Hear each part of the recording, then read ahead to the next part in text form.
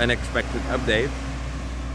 But yeah, basically in the sea, in the, and it's, what do you call it?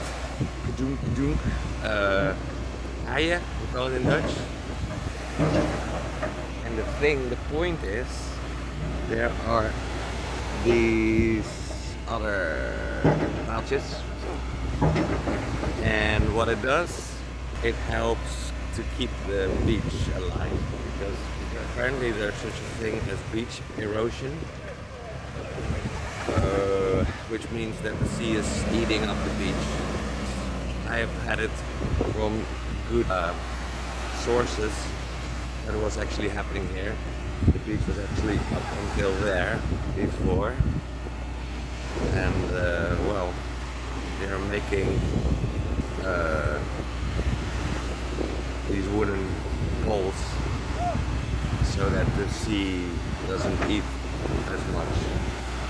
So it is what I had before. I wrote it down in my question book, but now it was answered to me naturally without looking it up on the internet. Yay! What are you doing?